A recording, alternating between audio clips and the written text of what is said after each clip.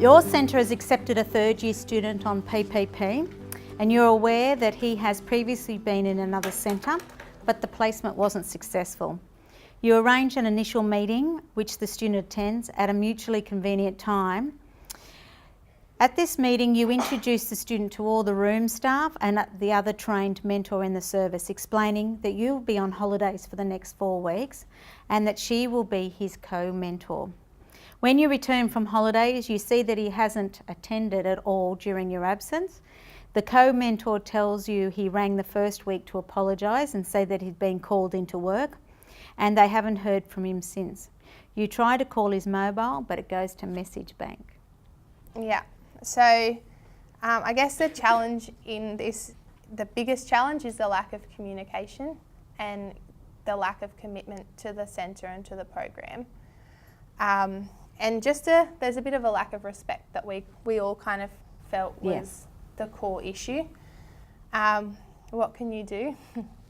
I don't, if he's not contacting and, he's not contacting us and he's not allowing us to contact him by phone, we thought we'd try different modes. Do we have an email address? Can we contact him through you?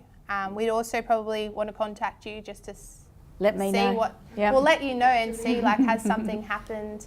Is there a way that we can support him if something has happened? And then maybe was this an issue that presented at his first centre? Was there something that did or didn't work at that centre to help him?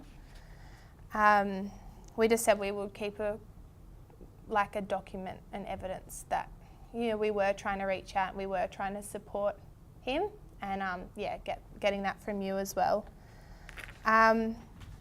Well, we can't say much to the student if he's not answering That's exactly right. To the co-mentor, I think he's never showed up to meet with her, so there's not really anything you can reflect on with her, but maybe you can, when he gets there, how are you going to deal with it? Those questions, how are we going to support him in the workplace? Maybe, again, meeting with him and the co-mentor and just really setting those goals and expectations of the program. Yeah, that's good. I really like the idea then, Shari, that you thought about your co-mentor in all of this scenario, and knowing that it is often the PPP program is a shared program. It's not just the trained mentors that engage in this program at a centre level. Involving them in the whole process, I think, is really important.